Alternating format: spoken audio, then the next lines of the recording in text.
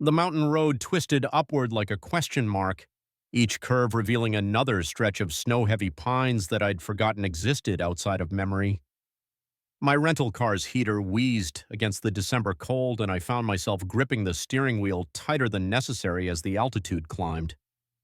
3 years. It had been 3 years since I'd driven this route, since I'd seen these particular shadows cast by these particular trees. Cedar Falls looked exactly the same and completely different all at once.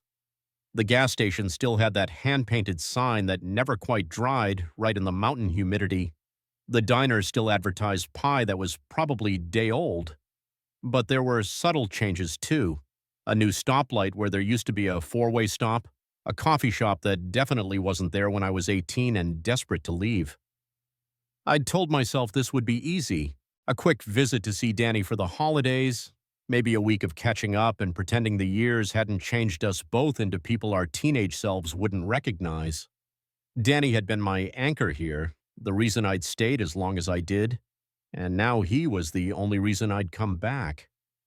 The Hartwell cabin sat at the end of a gravel drive that wound through Douglas firs like a secret.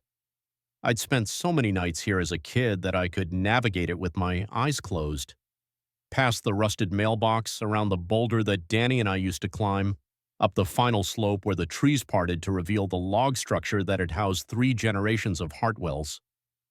But when I parked and killed the engine, something felt wrong immediately. Danny's beat-up Subaru wasn't there. Instead, there was only a black pickup truck I didn't recognize, though something about its worn familiarity made my stomach tighten with a recognition I couldn't quite place. I sat in the sudden silence for a moment, watching snowflakes catch in my headlight beams. Maybe Danny had gotten a new car. Maybe he was inside waiting with that easy grin that had gotten us both out of trouble more times than I could count. Maybe everything would slide back into place the way it was supposed to. The porch steps creaked under my feet, the same creak from the third step that Danny and I used to avoid when sneaking back after curfew. I knocked, shifting my duffel bag higher on my shoulder, already planning the joke I'd make about how Danny still hadn't fixed those steps. The door opened, and my planned joke died in my throat. Marcus Hartwell stood in the doorway, and for a moment neither of us moved. He looked exactly like I remembered, and nothing like I remembered, all at once. Still tall, taller than me by several inches, with those dark eyes that always seemed to see too much. Still built like someone who worked with his hands, broad shoulders filling out a flannel shirt that had seen better years. But there were new lines around his eyes now, a heaviness that hadn't been there when he was 24 and I was 18, and the space between us felt like a chasm neither of us knew how to cross. "You're kidding," he said, and his voice was exactly the same, low, careful, like each word cost him something. "He didn't tell you he was leaving?" "No," I managed, because what else was there to say? "Of course he didn't." Marcus ran a hand through hair that was longer now than it had been in high school, dark strands catching the porch light. He looked at me for a long moment, and I felt that familiar sensation of being cataloged, measured, and found somehow wanting. "When did you get in?" "Just now. I drove up from Denver." The cold was seeping through my jacket, but I couldn't tell if the shiver that ran through me was from the temperature or from standing this close to Marcus Hartwell for the first time in 3 years. "Danny said I could stay here for the week. We've been planning this for months." Marcus was quiet for so long that I started to wonder if he was going to close the door in my face. Then he steps back just enough to let me through. "Come in. It's freezing." The inside of the cabin was exactly as I remembered. Wood-paneled walls covered with family photos and Danny's various sports trophies, the stone fireplace that dominated one wall, the kitchen that opened directly into the living room so that everything felt connected and warm, but it felt different too, somehow, quieter, more settled. This was Marcus's space now, I realized. Danny had mentioned that their parents had moved to Phoenix after their dad's retirement, leaving the cabin to the boys. But Danny was always traveling for his job in renewable energy consultation, which meant Marcus lived here alone. "Danny got called out to a project in Oregon yesterday," Marcus said, closing the door behind me. "Emergency consultation, some wind farm that's behind schedule." He moved past me toward the kitchen, and I caught that scent I remembered from high school, motor oil and cedar and something else, something distinctly him. He left this morning, said he'd be back by Christmas, but you know Danny. I did know Danny. Danny, who took on every project, who never met a problem he couldn't solve, who sometimes forgot to mention important details like the fact that he wouldn't be here when his best friend drove 8 hours to see him. I can find a hotel, I said, though even as I said it, I knew it was probably impossible. Cedar Falls had maybe two places that could loosely be called hotels, and in December, with ski season starting, they'd be booked solid. Marcus glanced at me over his shoulder. You won't find anything this time of year, and there's a storm coming in tonight. He opened the refrigerator, staring into it like it might contain answers. You can stay here. Danny's room is the same as it always was. The offer was practical, logical. It was also the last thing I'd expected. Marcus and I had never exactly been friends. Even when I was practically living here during high school, even when I was Danny's constant shadow, Marcus had treated me with a kind of polite distance that made it clear I was tolerated rather than welcomed. He'd been in his senior year when I was a freshman, then off to community college for his automotive degree while I finished high school. By the time I graduated and left for college myself, we'd barely spoken 100 words directly to each other.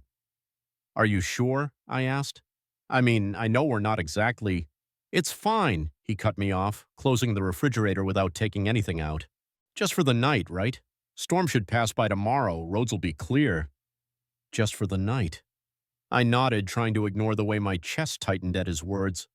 Just for the night. But even as I said it, I could see through the kitchen window that the snow was falling harder now, thick flakes that caught the light from the porch and disappeared into the darkness beyond. The kind of snow that meant business, the kind that didn't care about plans or expectations or the careful distance two people had spent years maintaining. Marcus followed my gaze to the window. Yeah, he said quietly. We'll see. He showed me to Danny's room without much ceremony, the same twin bed with the navy blue comforter, the same desk where we'd spent countless hours pretending to do homework while actually talking about everything and nothing. The walls were still covered with Danny's high school achievements and concert posters, frozen in time like a museum exhibit of adolescence. Bathrooms down the hall, Marcus said from the doorway. Same as always. There's food in the kitchen if you get hungry. He paused, one hand on the doorframe. I usually eat around 7 if you want to join, or not, whatever. The offer was casual, almost reluctant, but it was still an offer. Okay, I said. Thanks. He nodded once and disappeared down the hallway, leaving me alone with the ghosts of teenage sleepovers and the growing sound of wind against the windows. I unpacked slowly, hanging my clothes in the closet next to Danny's old Letterman jacket. Everything felt surreal, like I was moving through a dream of the past. This room had been my refuge once, the place where I could be myself without the careful performance I maintained everywhere else. Danny had never asked questions about why I preferred staying here to going home, never pushed when I went quiet during conversations about girls or dating or the future everyone expected me to want. It wasn't until college that I'd found the words for what I'd been running from. It wasn't until I met James that I'd understood what I'd been running toward, and it wasn't until James broke up with me 6 months ago that I'd realized how little I understood about either running or staying. By 7 o'clock, the smell of something cooking drew me toward the kitchen. Marcus stood at the stove, stirring what looked like chili, his flannel sleeves rolled up to reveal forearms that were more muscled than I remembered. He glanced up when I appeared in the doorway, but didn't say anything, just ladled the chili into 2 bowls and set them on the small dining table. We ate in near silence, the only sounds the scrape of spoons against ceramic and the increasing howl of wind outside. I found myself stealing glances at Marcus across the table, trying to reconcile this quiet, solid presence with the distant figure from my memories. He ate methodically, deliberately, the way he seemed to do everything. His hands moved with the kind of precision that came from years of careful work, hands that could rebuild an engine or fix a leaky pipe or apparently make chili that was better than it had any right to be. This is really good, I said finally, because the silence was becoming its own kind of conversation. Thanks. He didn't look up from his bowl. Mom's recipe. I remembered his mother, a warm woman who'd always made sure I had a place at their dinner table, who'd never asked why I was there so often or why I sometimes stayed for days at a time. She'd treated me like a third son, and I'd loved her for it in that desperate way that kids love adults who see them as they actually are. "How are your parents doing in Arizona?" I asked. "Good. Dad's golf game is terrible, but he's happy." The ghost of a smile crossed Marcus's face, so brief I almost missed it. "Mom keeps asking when Danny and I are going to visit. Danny keeps promising he will." "But you won't." Marcus finally looked at me, those dark eyes steady and unreadable. "I don't like heat." It was such a Marcus answer, practical, final, revealing nothing about what he actually felt.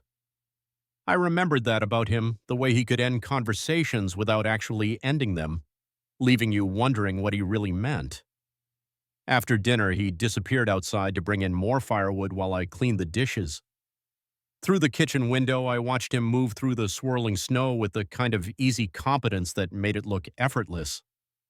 He'd always been like that, capable in a way that made everyone else seem like they were playing at being adults. Even in high school, when the rest of us were stumbling through figuring out who we were supposed to be, Marcus had seemed certain of his place in the world. I envied him that certainty. I always had. When he came back inside, arms full of split logs, I was drying the last of the bowls.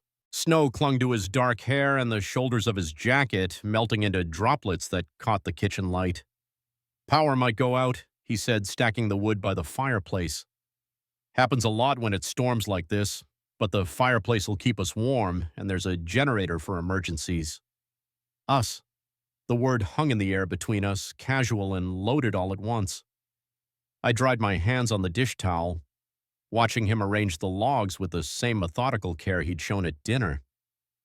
"You do this a lot? Take care of stranded house guests during snowstorms?"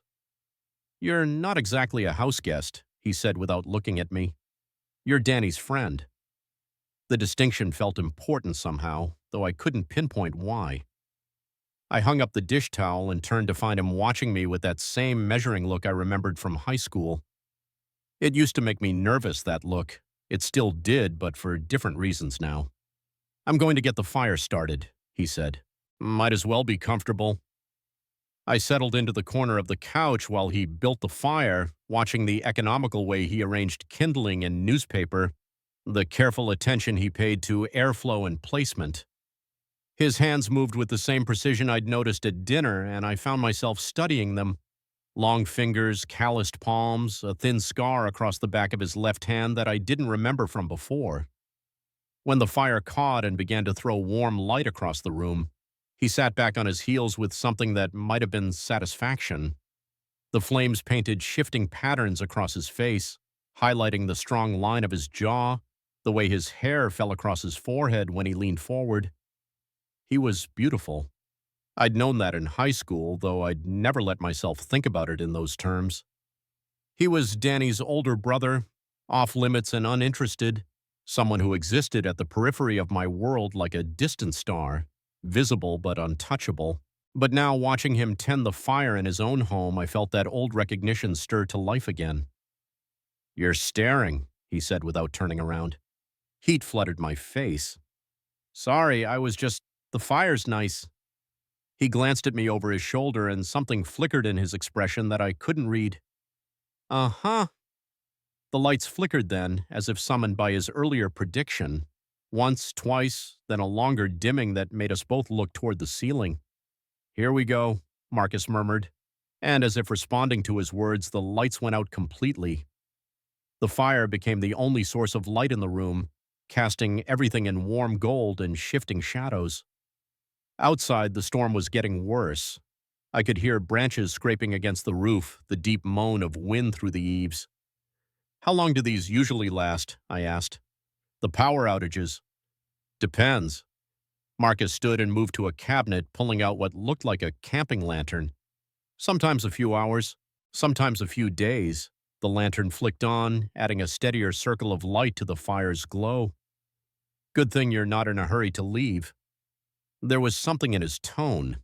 Dry humor, maybe, or resignation. I couldn't tell which. Good thing, I agreed, though I wasn't sure I meant it. The temperature in the cabin began to drop as the heating system died with the power. I pulled my knees up to my chest, trying to conserve warmth, and noticed Marcus watching me from across the room. Cold? He asked. A little. He disappeared down the hallway and returned a moment later with something bundled in his arms. When he tossed it to me, I caught it automatically. A gray hoodie that was soft with age and smelled faintly of cedar and motor oil. I knew this hoodie. I'd seen Marcus wear it countless times during his senior year, had watched him pull it on over his head in the school parking lot, had noticed the way it made his shoulders look broader and his eyes look darker. The memory was so vivid and unexpected that I almost dropped it. Thanks, I managed, pulling it over my head. It was too big for me, the sleeves covering my hands, the hem falling almost to my thighs. But it was warm, and it smelled like him, and something in my chest loosened for the first time since I'd arrived. Marcus had settled into the chair across from me, the firelight playing across his features. He was watching me again, but differently now. Not measuring or cataloging, but with a kind of focused attention that made me acutely aware of my own breathing. Better? He asked. Yeah, better. We sat in comfortable silence for a while, listening to the storm rage outside. The fire crackled and shifted, sending up occasional sparks. The cabin felt smaller somehow without the electric lights, more intimate, like we were the only two people in the world. I forgot how quiet it gets up here, I said eventually. In the city, there's always noise, cars, sirens, people. But here… Yeah, Marcus's voice was soft in the firelight. It's one of the things I like about it, the quiet. You never wanted to leave? Go somewhere bigger? He was quiet for so long that I started to think he wasn't going to answer.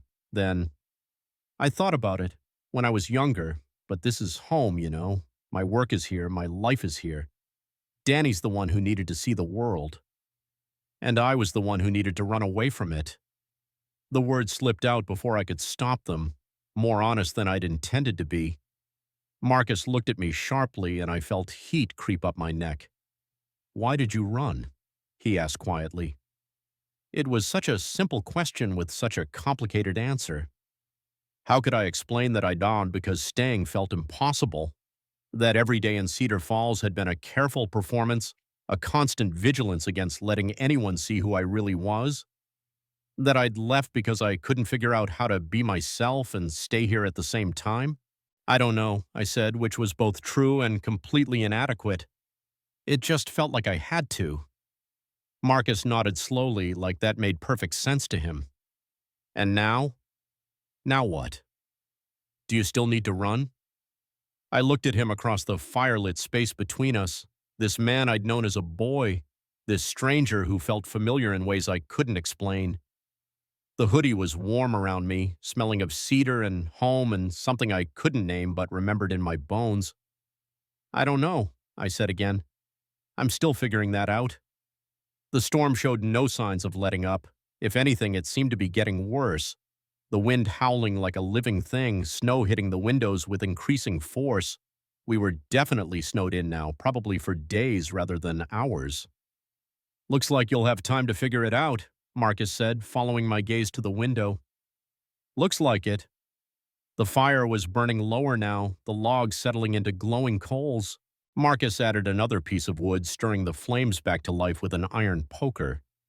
The sudden flare of light illuminated his face for a moment, the strong line of his nose, the way his lashes cast shadows on his cheeks, the slight furrow between his brows as he concentrated.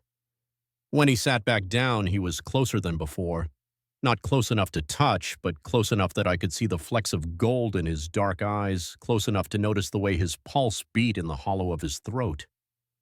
You know, I said, surprising myself with my own boldness, you really hated me back then, didn't you? The question hung between us like smoke. Marcus went very still, the poker forgotten in his hands. I didn't hate you, he said finally, his voice so quiet I almost missed it over the sound of the storm. No? I leaned forward slightly, drawn by something in his tone. Because it sure felt like you did. You barely spoke to me. You'd leave rooms when I came in. You always looked at me like I was the problem, like I talked too much, laughed too loudly.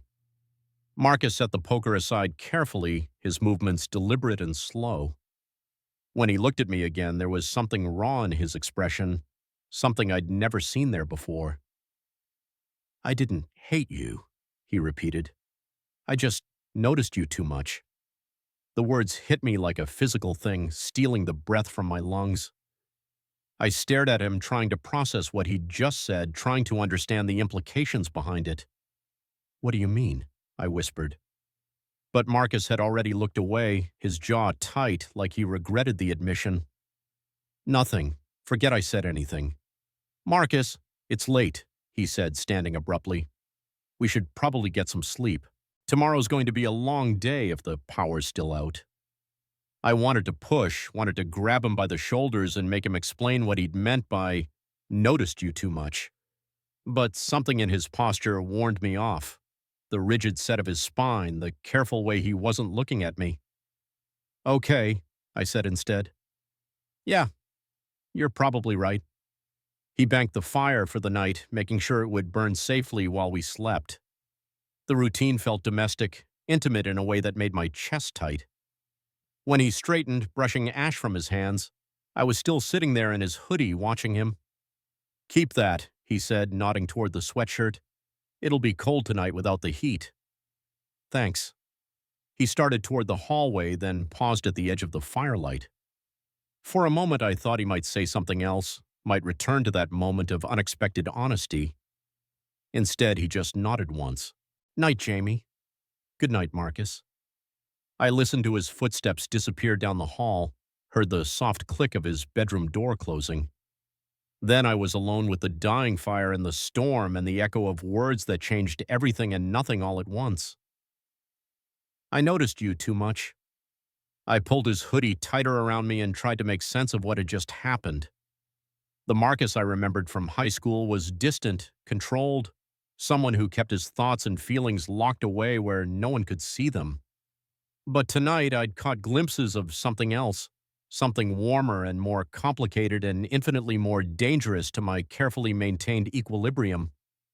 The fire crackled softly, throwing shifting patterns of light and shadow across the walls. Outside, the storm continued its assault on the world, but inside the cabin felt safe and warm and suspended somehow, like we existed outside of normal time and space. I made my way to Danny's room in the darkness, guided by memory and the faint glow from the banked fire. The sheets were cold when I slipped between them, but the hoodie kept me warm.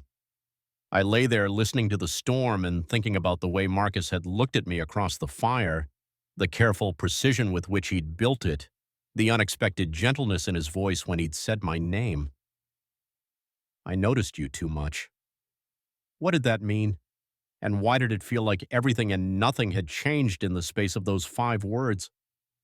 I was still trying to puzzle it out when sleep finally claimed me, pulling me down into dreams filled with firelight and storm winds and the sound of my name spoken in a voice I'd been hearing in the back of my mind for far longer than I'd ever been willing to admit. When I woke, pale morning light was filtering through Danny's bedroom window, and the cabin was utterly silent. The storm had passed sometime during the night, leaving behind a world transformed by snow. From the bed, I could see trees bent under the weight of it, the familiar landscape rendered alien and beautiful. The power was still out. I could tell by the absence of the usual hums and clicks that indicated life flowing through electrical systems. But I could smell coffee, which meant Marcus was awake and had figured out some way to make it work. I found him in the kitchen, standing by the gas stove with a camping percolator in one hand and 2 mugs in the other. He was already dressed, jeans and a different flannel shirt, his hair damp like he'd recently showered. When he looked up and saw me hovering in the doorway, still wearing his hoodie from the night before, something flickered across his face too quickly for me to interpret. "Coffee?" he offered, and his voice was carefully neutral, like the conversation by the fire had never happened. "Please." He poured 2 cups and handed me one, our fingers brushing briefly in the exchange. The contact lasted maybe a second, but I felt it like electricity, warm and startling. If Marcus noticed, he didn't show it. "How's it look out there?" I asked, moving to the window. The world outside was pristine and impassable. Snow drifted against the sides of buildings, covered cars until they were just vague shapes, buried the road so completely that I couldn't tell where it was supposed to be. "Like we're not going anywhere anytime soon," Marcus said from behind me. "Plow won't get up here until tomorrow at the earliest. Maybe longer if they're dealing with damage in town." Tomorrow at the earliest. I should have felt trapped, anxious to get back to my real life in Denver. Instead, I felt something that might have been relief. "Good thing you stocked up on food," I said. "Good thing." We drank our coffee in relative silence, but it felt different from the night before. Less stilted, more companionable, like some barrier had shifted between us, even if neither of us was ready to acknowledge it.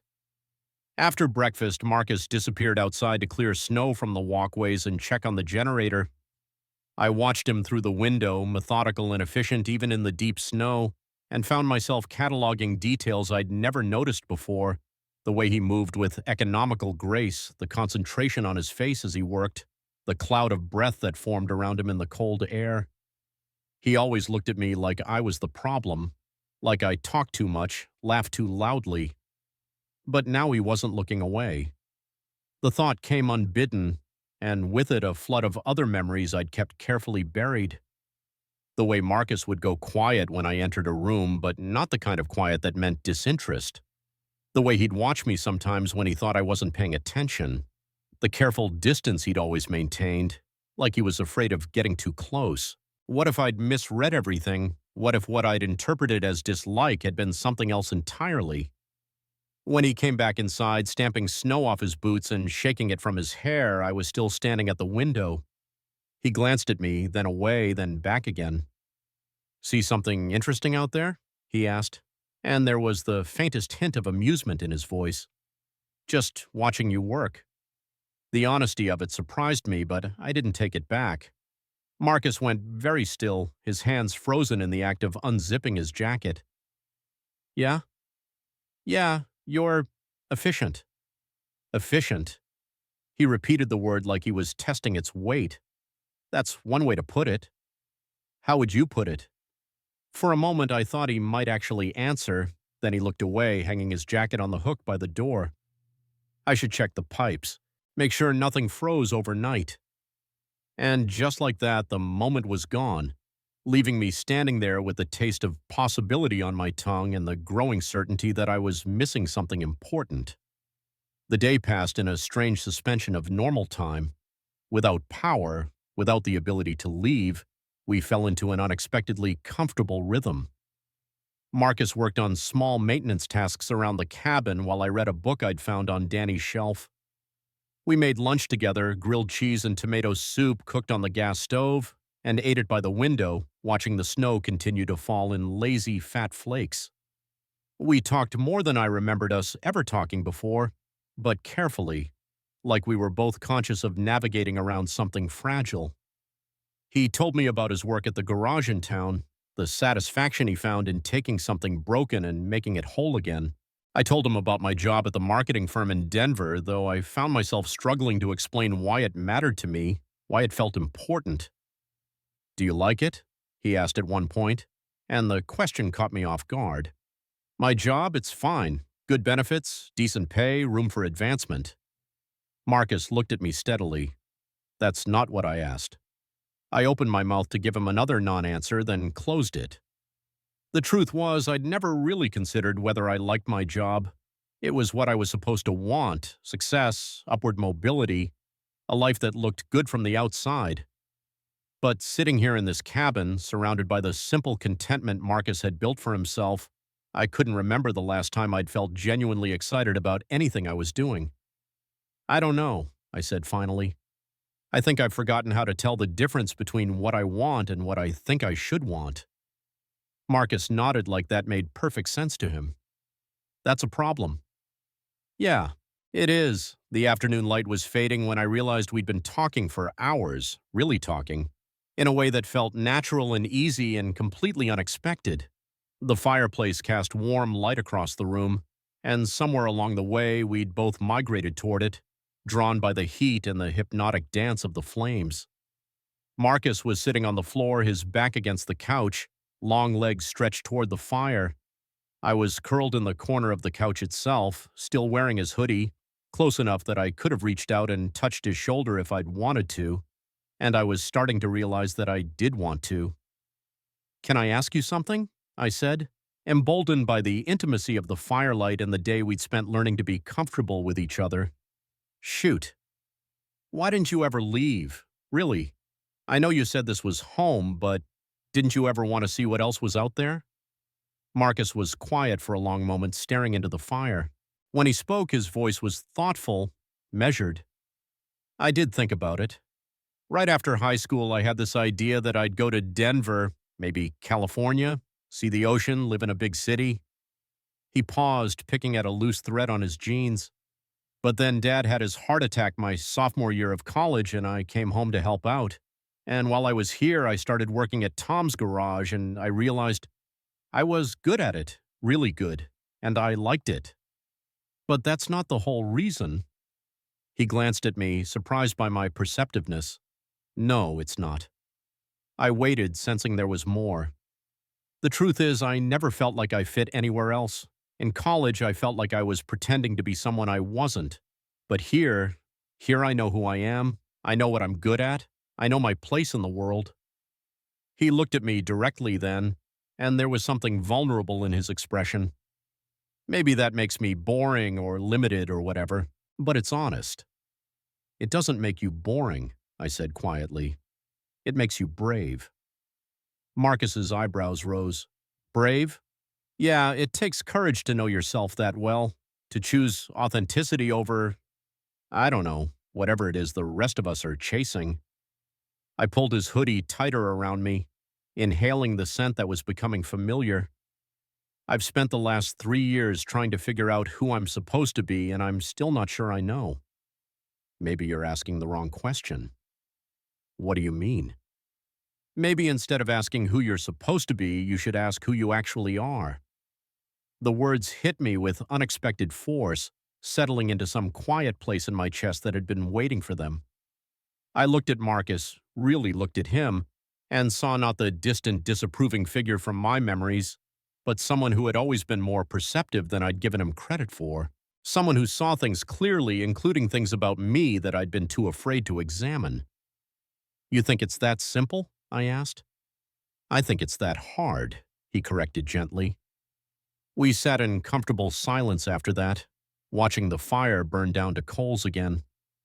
The cabin felt even more isolated now, cut off from the world by snow and darkness, and the strange intimacy that had grown between us over the course of the day. I was acutely aware of Marcus's presence beside me, the steady rhythm of his breathing, the way the firelight caught in his hair, the warmth radiating from his body. When he got up to add another log to the fire, I found myself watching the movement of his shoulders beneath his shirt, the competent way his hands handled the poker. He'd always been physical in a way that seemed effortless, comfortable in his own skin in a way I'd never been. "You're staring again," he said without turning around, but his tone was gentler than it had been the night before. "Sorry, I'm just trying to figure you out, I guess." "What's to figure out?" He sat back on his heels, looking at me over his shoulder. "Everything. You're not who I thought you were." "Who did you think I was?" I considered the question seriously. Someone who didn't like me very much. Someone who thought I was too loud, too much, I don't know, something. Marcus turned to face me fully, the fire crackling behind him. "And now?"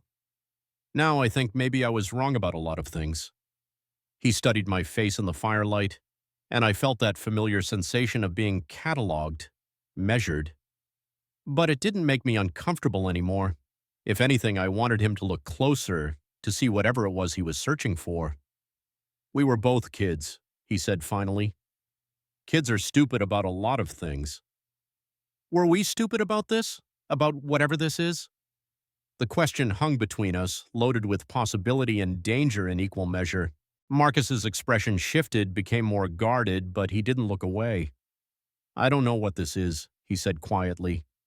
"Neither do I, but I know it's something." For a moment, I thought he might close down again, might retreat behind the careful distance he'd maintained for so many years. Instead, he moved closer. Not close enough to touch, but close enough that I could see the gold flecks in his eyes, close enough to count the days of stubble on his jaw. "Yeah," he said, his voice barely above a whisper. "It's something." The admission settled between us like a bridge, fragile but real. I wanted to reach for him, wanted to close the small distance that still separated us, but something held me back. Maybe it was the knowledge that once we crossed that line, there would be no going back.